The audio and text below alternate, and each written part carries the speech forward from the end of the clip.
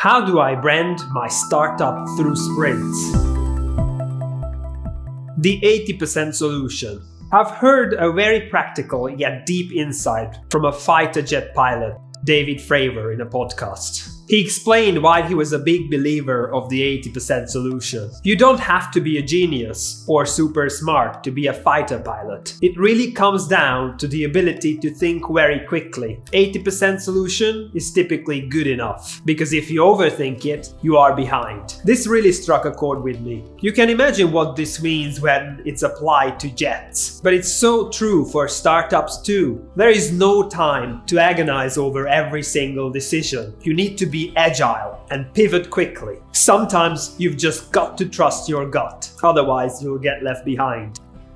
Can this idea be applied to branding without compromising on quality?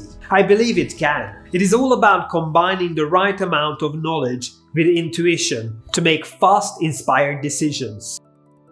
What is a brand sprint? Jake Knapp from Google Ventures wrote about the concept of a 3-hour brand sprint in a 2017 article. So the sprint terminology is nothing new. Unfortunately, a 3-hour session can't delve deep enough to deliver an overarching brand that can be put to use immediately.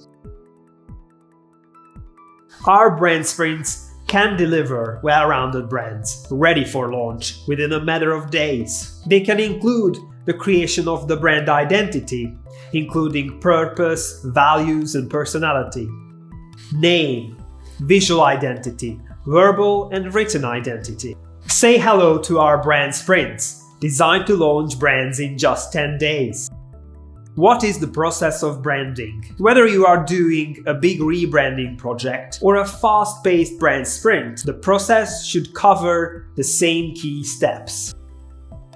Number 1, research. It's about getting to know your target audience, your business, and your competitors. Number 2, strategy. It's about distilling the brand identity, your brand purpose, values, and personality. Number 3, design. It's about creating the visual language and the written messages. Number 4, implementation. Applying your brand across relevant channels and touchpoints, including the website and social media. How much branding do you need for a business? Branding is more than just a logo. It should impact every area of your organization. So how do you know what you really need and when it's okay to stop? Some elements of branding are must-haves for almost all new businesses. A brand identity including your brand purpose, core values, and personality. A good name and domain address. A logo, typographic style, color palette, and some graphic artworks, email signatures, and a digital presence, including a website, carefully crafted key messaging. Having a list like this is the easy part. Knowing when a creative project should conclude is harder. This is why a time-box approach can be really helpful.